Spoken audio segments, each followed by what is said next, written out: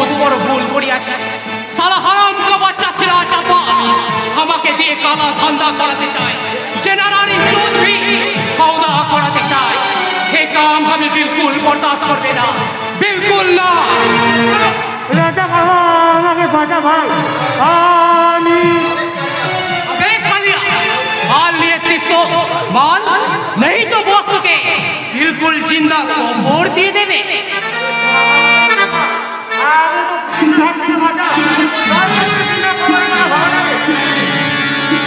তুই কি বলছিস বে কালিয়া? বলে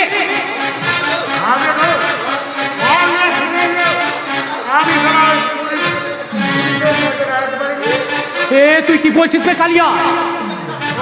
পুলিশ অফিসার পাগলা কুত্তার মতো আমার পেছনে ছুটে আসছে। ঘন্টার জন্য ওদের হাতে ধরা পড়ে যায়। तू एक काम कर कालिया, माल लिए सीधा अंडरग्राउंड में छुप जा। जा जल्दी भाग।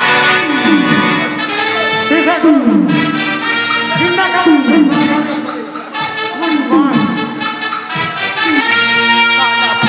वाले यदि हमारी पहचानते पारी, यदि उसको मालूम है कि आसामी रुस्तम रज्जाक बनिए या छुपाया है तो बहुत मुश्किल हो जाए। इसीलिए हमें पुलिस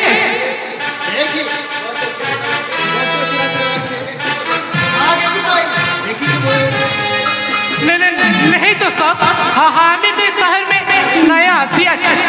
अब जरूर कोई दूसरा किसी को হতে পারে, কিন্তু কিছুক্ষণ আগে সে ছেলেটা একটা কালো কাপড়ে বউটাকে পেটে ফেলছে, সে কোথায়? कहा साहब इधर तो कोई नहीं आया।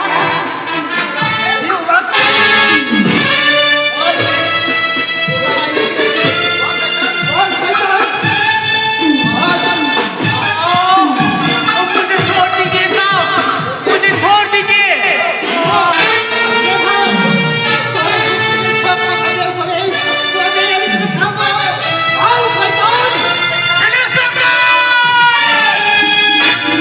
আকাশ পর্দা দেখে আমি অবাক হয়ে যাচ্ছি।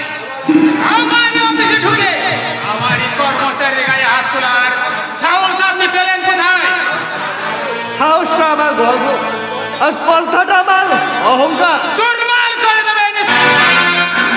যেখানে সেখানে আপনার ওই গর্ব আর অহংকার নামক বস্তুটাকে অপব্যবহার করবেন না। बोलिए साहब। মেমোরি দিয়ে মিস্টার মিত্রকে গিয়ে বলো উনি যেন ফ্লোর সাজে আমার জন্য ওয়েট করে। আমি গেলাই শুটিং স্টার্ট হবে। ठीक है सर। আইসি তার মানে আপনি সুন্দরম এন্টারপ্রাইজের প্রডিউসার শেখ সিরাজ আহমেদ। শিক্ষাভিত্তিক ধর্মমূলক ছবি আমার একমাত্র লক্ষ্য। আপনার লক্ষ্য যে কতখানি বাস্তবের সঙ্গে সব মিলিত তার জ্বলন্ত প্রমাণ আমি কিছুক্ষণ আগেই পেয়ে গেছি। কি বলতে চান আপনি?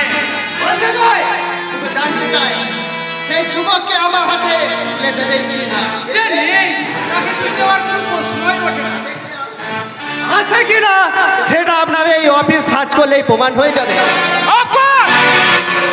অফিস আপনি সার্চ করতেই পারে, তবে তার আগে কাইন্ডলি কোর্টের সার্চিং অর্ডারটা দেখা। চোখ কপালে তুলছেন কেন? মামলার সন্দেহ আপনি আমার অফিস সার্চ করতে এসেছেন, অথচ কোর্টের সার্চিং অর্ডারটাই আনতে ভুলে গেছেন। কেমন অফিসার আপনি? এই ব্রেন নিয়ে আপনি পুলিশের চাকরি করছেন। ওকে ওকে মিস্টার সিরাজ, আপনি কোন ব্রেন নিয়ে আমি পুলিশের চাকরি করছি সেটা ঠিক সময়ে আমি জানিয়ে দেবো। তবে একটা কথা মনে রাখবেন মিস্টার সিরাজ, আপনি কখনো বাদ কেউ ছাড়ে না। চলি গুড বাই।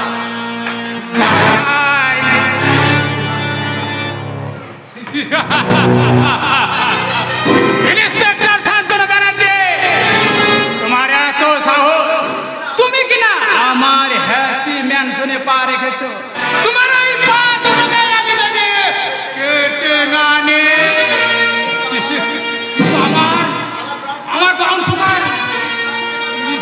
টাকার বাউন্স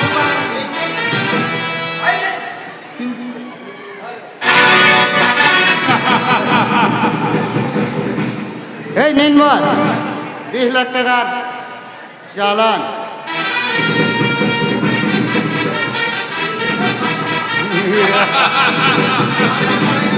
মাল হ্যান্ড ওভার হয়ে গেছে বস। থ্যাংক ইউ কালিয়া।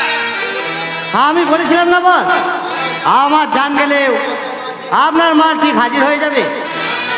আর তাই তো আমি উসমান ও টিটুদের ছেড়ে তোমার উপরই বেশি ডিপেন্ড করেছিলাম, কিন্তু একটা ব্যাপার আমার ভীষণ চিন্তায় ফেলে দিয়েছে কালিয়া। কি ব্যাপার বস?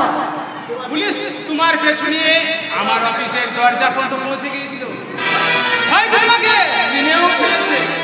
ইন ফিউচার যদি তোমার কোনো বিপদ হয়। না বস, ডোন্ট ওয়ারি। সারাক্ষণ আমি এই কালো কাপড়ে মুখ ঢেকে রেখেছিলাম, পুলিশ আমাকে চিনতেও পারেনি। তবু তুমি কয়েকটা দিন কাঠ ঢাকা দিয়ে এই না তোমার Bakshi.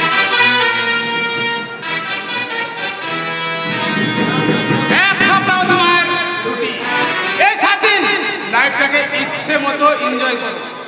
Thank you boss, many many thanks.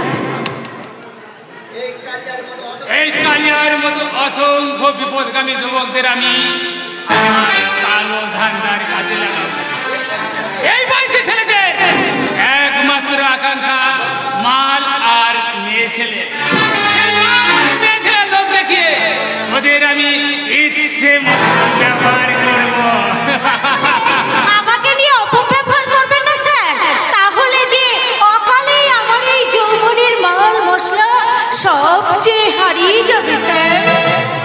তুমি তো অনন্ত যৌবনা ডাকে। আর আপনি তো ছিলেন কুমার স্যার। তাই নাকি? একমাত্র তোমাকে দেখলেই আমাকে পুরুষ বলে মনে হয় চাই, কিন্তু দুর্ভাগ্য আমার, এখনো আমি আমার সেই পুরুষত্বের প্রমাণ দিতেই পারলাম না। তার জন্য আমার কোনো দুঃখ নেই স্যার, আমি তো আমার যৌবনের নৈবেদ্য সাজিয়েই রেখেছি। আমার দেবতার যখন ইচ্ছে হবে তখন সে তার পূজাটা গ্রহণ করবে। যদি আজই সময় হয় তাহলে আমি তো কৃতার্থ হব, আর ধন্য হবে আমার এই জ্বলন্ত যৌবন। হ্যাঁ, এই হতভাগী চাইনা আপনাকে ঘিরে অনেক স্বপ্ন দেখেছে স্যার, শয়নে স্বপনে নিদ্রায় জাগরণে। এই চাইনা তার হৃদয় সিংহাসনে শুধু আপনাকে যে দেবতা বলে জেনেছে স্যার। তোমার কল্পনাকে বাস্তব রূপ দিতে আজ আমি তোমার হৃদয়ে পাকাপাকি ভাবে জায়গা করে নিলাম, চাই না? তাই নাকি স্যার? তাহলে শুনুন, তোমার মতো কাউকে পেলে করব না প্রেম, তাকে হয় রাখতে না দিন থাকে, রাখতে না দিন থাকে, মিষ্টি হাসি ঝগড়া নিয়ে মনটা কোথায় হারিয়ে যায়, রাখতে না দিন থাকে, রাখতে না দিন থাকে। বেহাই মন শোনে না বারণ, বেহাই মন শোনে না বারণ,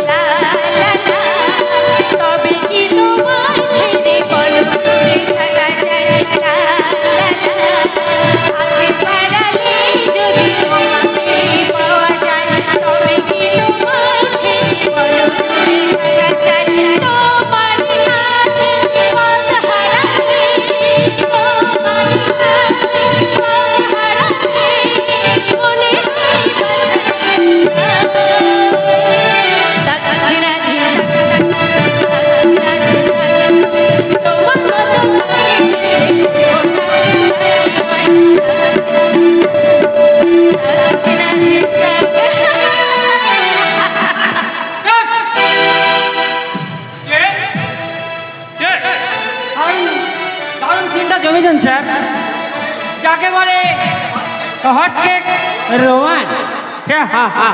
ইয়ে মানে চায়নাকে সেটা আমি একটু পার্সোনাল ভাবেই দেখাচ্ছিলাম। চাই না তুমি তাহলে বিশ্বাস বাকিটা বুঝি কেমন? ওকে স্যার, কিন্তু এই মিস চায়না কি মনে রাখবেন স্যার? আর আজকের মতো আজীবন আপনি কিন্তু আমার পাশে পাশে থাকবেন। বাই। তারপর ওদিকে কি খবর মিস্টার? বেশি দূর হয়ে গেছে পাইনি স্যার। বিজ্ঞাপন প্রকাশ হতে না হতে ইন্টারভিউর জন্য একেবারে হুড়োহুড়ি পড়ে গেছে।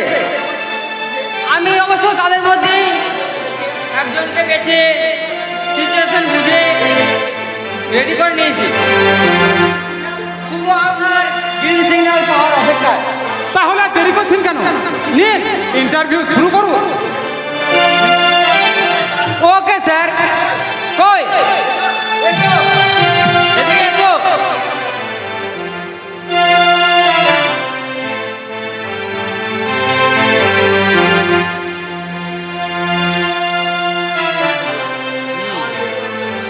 তার বিধুমঙ্গে পদকে বনে বেজে ওঠে নুপুর, কঙ্কনে বাজে ঋণি ঝিনি সুরে, অষ্ট অধরে জাগে সুকম্পন, পূজারিণী ধে পূর্ণ সাধনায়। রুনু ঝুনু রুনু ঝুনু বাজে গো বাজে, রুনু ঝুনু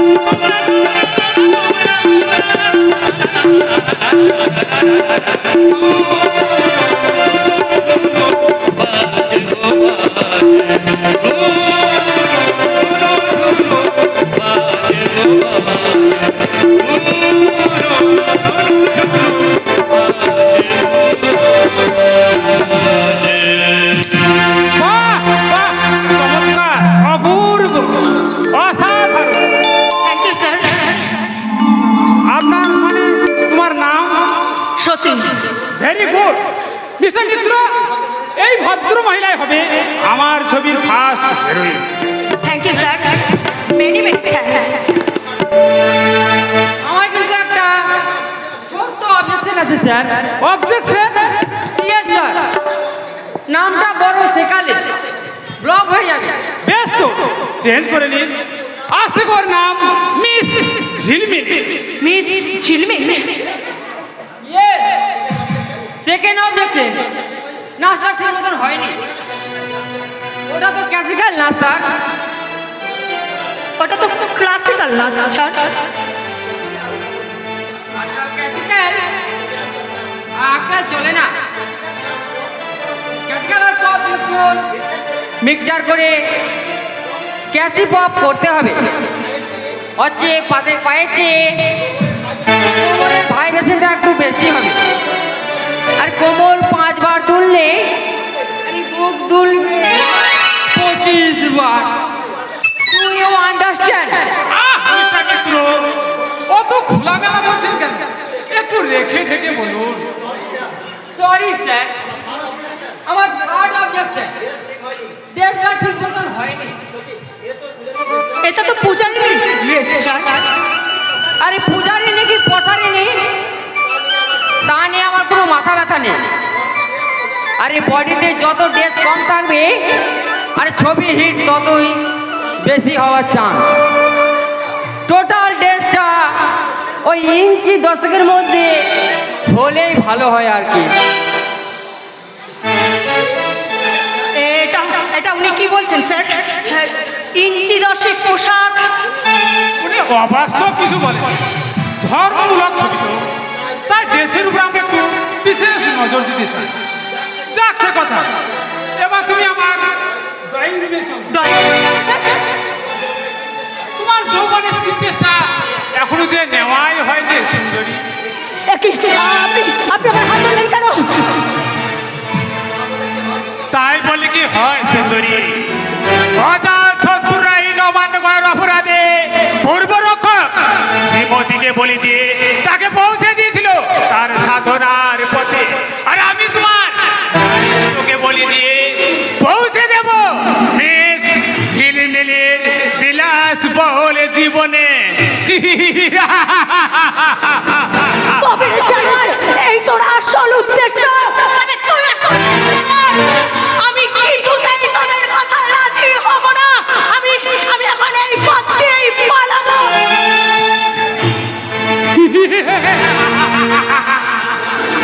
না না না না, আমি আমি আমি অন্য পথে পালাবো, অন্য পথে পালাবো।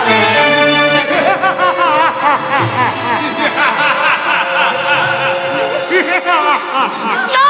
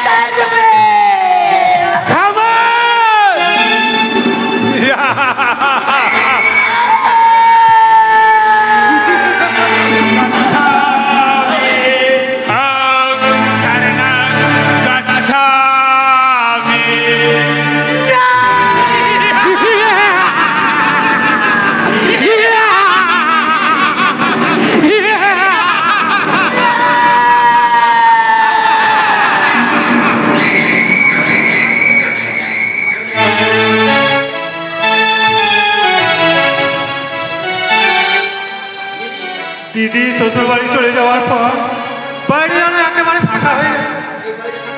এই বাড়িতে থাকতে আমার একটু ভালো লাগে না। দিদিটা যে কি একদিন আমাদের ছেড়ে চলে গেছে, অন্তত একবার আমাদের খোঁজ খবর নিল না।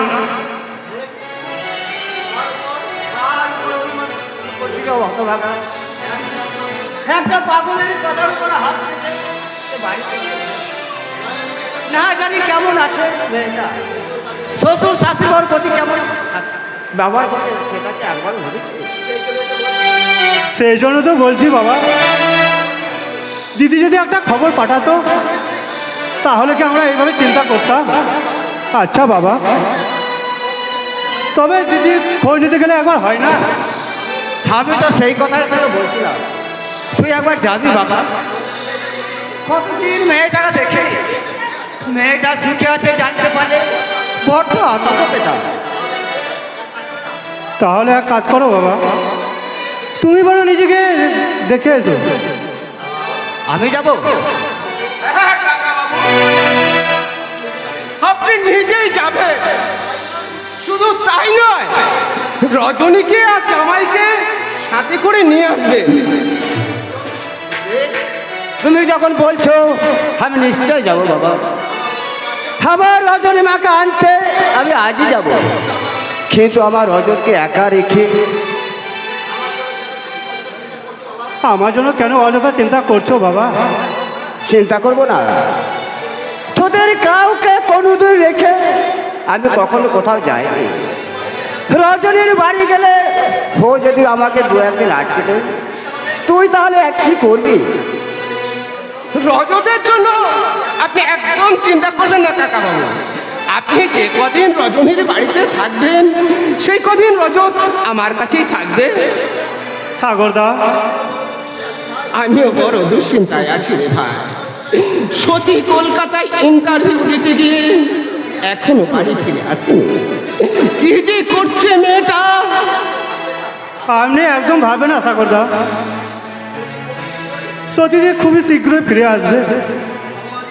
ভগবান যা করে মঙ্গলের জন্যই করে। হয়তো দেখবেন সতীদি একদিন দেখবেন বাংলা সিনেমার নাম ডাকওয়ালা হিরোইন হয়ে যাবে। তোমার কথাই যেন সত্যি হয় ভাই। মা বাবা হারা ওই ভাই বন্ধুটি আমার ভাই। ওরা কয়েকদিন আমার চোখের আড়ালে থাকলে আমার ভীষণ ভয় হয়। এতক্ষণ মেয়েটা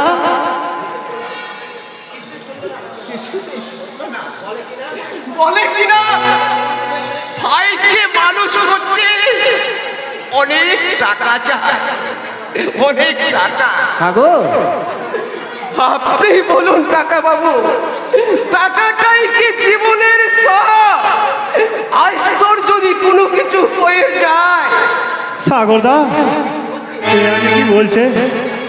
দেখো দেখি কি সব বাজে বাজে কথা বলতে শুরু করলাম। না না না, এসব নিয়ে আর আমি ভাববো না। হ্যাঁ কাকা বাবু, আপনি তাহলে আর দেরি করবেন না।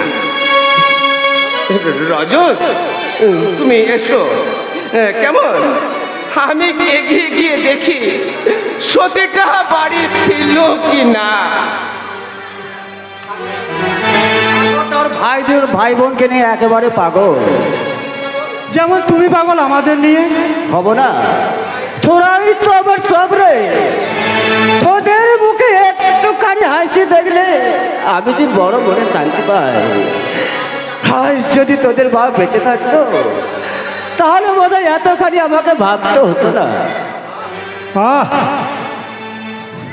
বাবা, আবার তুমি এসব শুরু করলে? তুমি যাবে কখন? হে, এই যাচ্ছি বাবা, তুই সাবধানে থাকিস।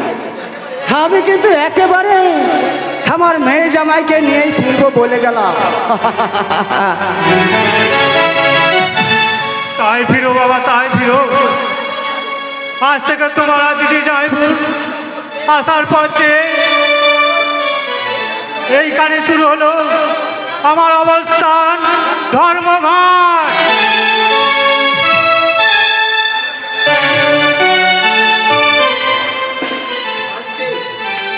কাঁদছে, সারা বাড়িটা যেন হাহাকার করে কাঁদছে। কান্দেই তো সত্যি যে আজ 10 দিন হলো কলকাতায় ইন্টারভিউ দিতে গিয়ে আর বাড়ি ফেরেনি। কিন্তু আমি এক অসহায় পঙ্গু মানুষ হয়ে কেমন করে আমার সতীকে খুঁজবো?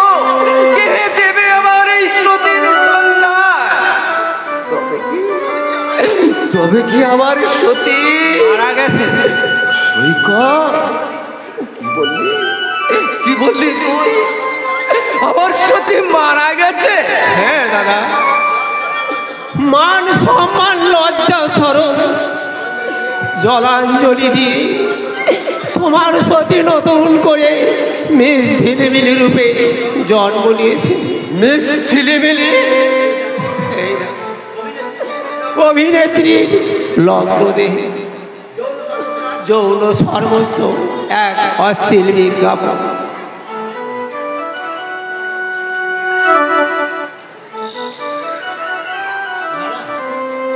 না না, এই জঘন্য কুৎসিত ছবি এটা সত্যি হতে পারে না। দাদা, এই তো ছবির নিচে লেখা রয়েছে মিস ছিলিমিলি অন্নবদ্য অভিনয়, সমৃদ্ধ বাংলা ছবি, আমি রাতের রজনীগন্ধা। এ আমাদের সতী নয় রে, সতীর মতো দেখতে, দিদির মতো দেখতে বলল মহিলা। হ্যাঁ, আমার বিশ্বাসকে যোগ্য মর্যাদা দিয়ে আমাদের জন্য 2 হাত ভর্তি টাকা দিয়ে আসবে।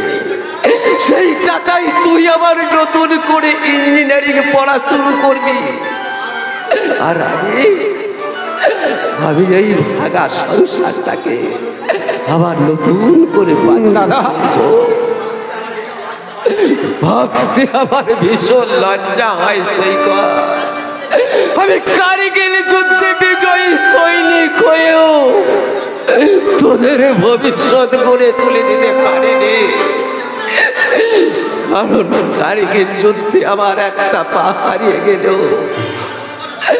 আমার মনোবল এখনো ভেঙে পড়েনি রে সৈকত। কিন্তু এই তোদের বৌদি ব্লাড ক্যান্সারে চিকিৎসা করাতে গিয়ে আজ আমি সর্বশান্ত হয়ে আজ আমি বড্ড অসহায় হয়ে পড়েছি। তবু যদি তোদের বৌদিকে আমি বাঁচাতে পারতাম,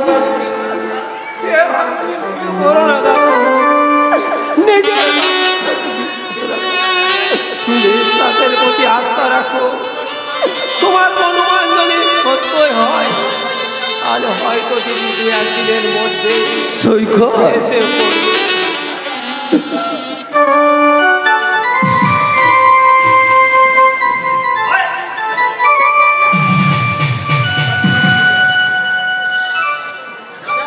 দাদা, দাদা, সতী, দাদা, সতী, দাদা,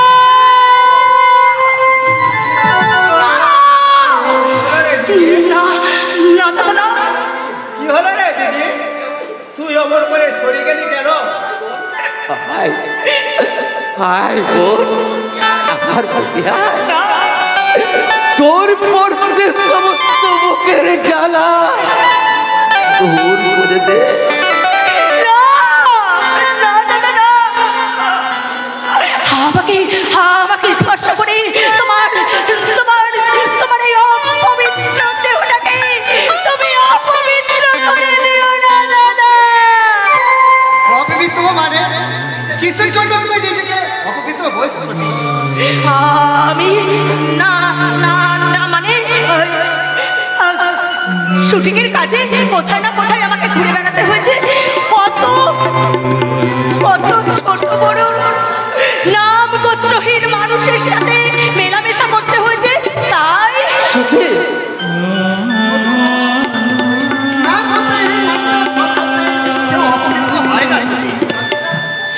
শান্তনুদা, আমার মনে হয় তুই কোনো অপ্রিয় সত্য গোপন করছিস রে দিদি। সৈকত, চুপ কর হতভাগা। মেয়েটা 10 দিন পরে বাড়ি ফিরেছে, কোথায় তাকে একটু সান্ত্বনা দিবি?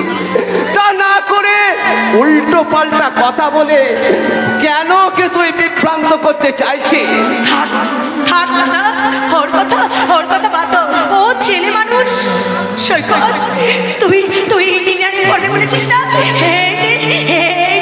এই নে তোর ইঞ্জিনিয়ারিং পড়ার খরচ, এই 50,000 টাকা। 50,000? হ্যাঁ দাদা, হ্যাঁ। সৈকতের ইঞ্জিনিয়ারিং পড়ার খরচ আর তোমার অসুস্থ শরীরের চিকিৎসার খরচ, এই 50,000 টাকা। আর এতেও যদি না কুলায়, তাহলে পরে আবার আমি আরো 50,000 না হয়। সত্যি? এই কাজ থেকে তুমি কি আমার শুটিং করে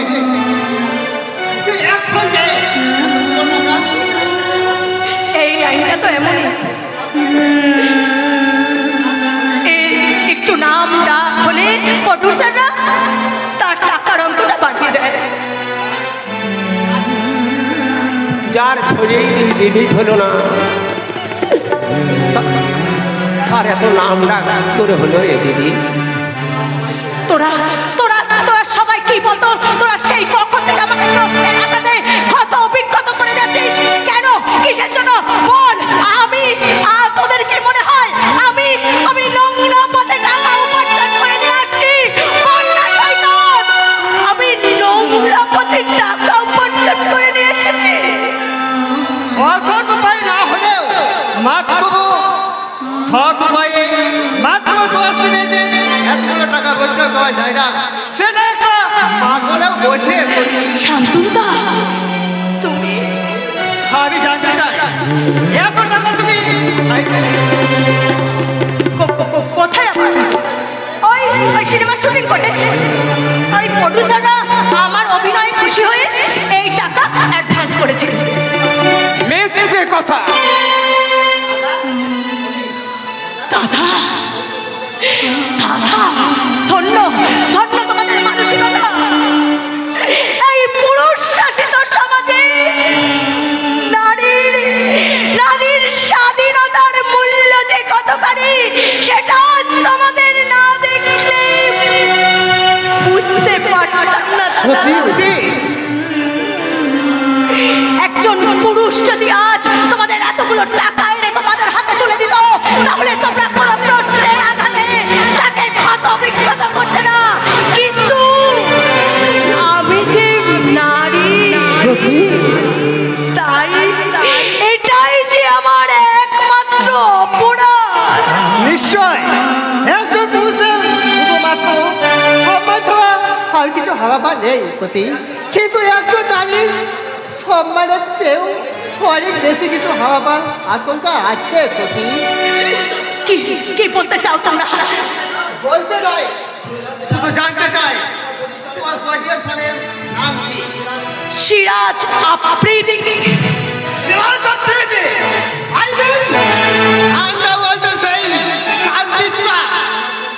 আমার কোম্পানির নাম সুন্দরম এন্টারপ্রাইজ। ছবির নাম নিশ্চয় আমি রাতের রজনীগন্ধা। হ্যাঁ, আর তোর নতুন সিনেমার নাম বুঝি মেসি ছিলিমিলি? কিন্তু তোমরা কিভাবে জানলে? বলো দাদা, কিভাবে তোমরা জানতে পারলে?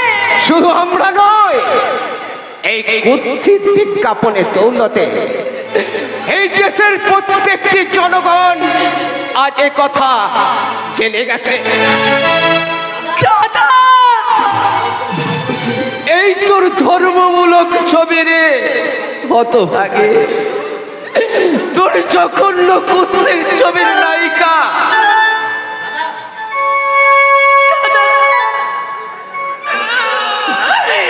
দাদা, বলো সতী, এই জবটা তুমি কোথায় ছিলে?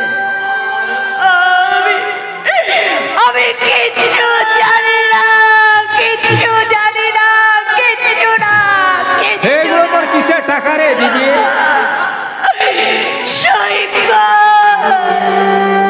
এই তোর ধর্মমূলক ছবি পারস্যনিক না তোর ধর্ম বিক্রির মূল্য?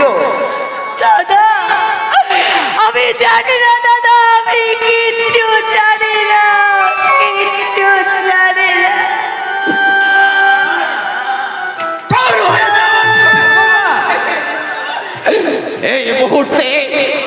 আমার সামনে থেকে তুই দূর হয়ে যা। দাদা ওরে হতভাগী, নিজের ইজ্জত বিক্রি করা টাকায় দু হাতে ভরে নিয়েছে, আমার সামনে এসে দাঁড়াতে তোর লজ্জা করলো না? ভেবেছিস তোর ওই নোংরা টাকার বিনিময়ে আমি আমার এই পঙ্গু জীবনটাকে বাঁচিয়ে রেখে আজীবন আমি নিজের বিবেকের কাছে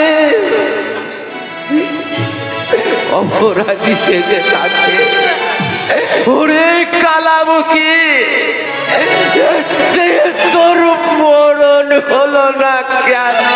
মরতেই তো চেয়েছিলাম দাদা, মরতেই তো চেয়েছিলাম, কিন্তু কিন্তু তোমার অভক্ত যন্ত্রণা আর মন খারাপ, আমার সৈকতের অনিশ্চিত ভবিষ্যতের কথা ভেবে আমি যে মরতেও পারলাম না দাদা। দোহাই দোহাই দাদা, দোহাই,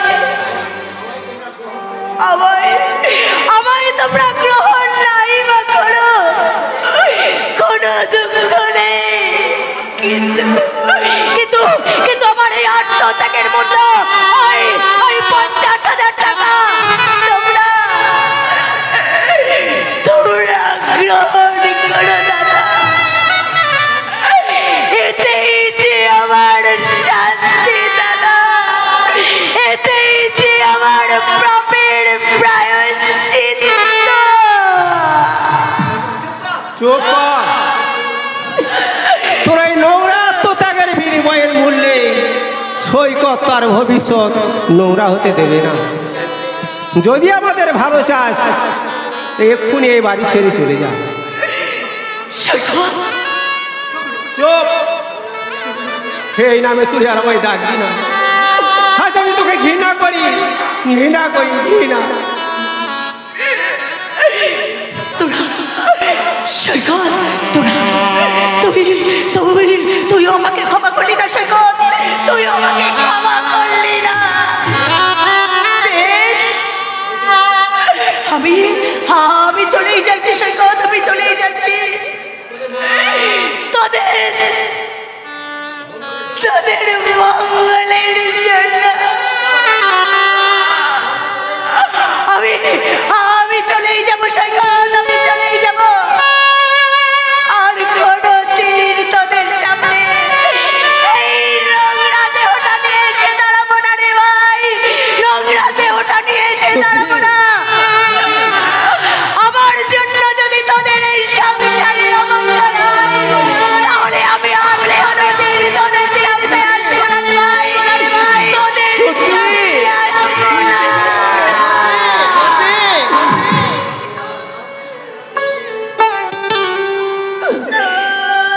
কি ছবি এঁকেছো আমার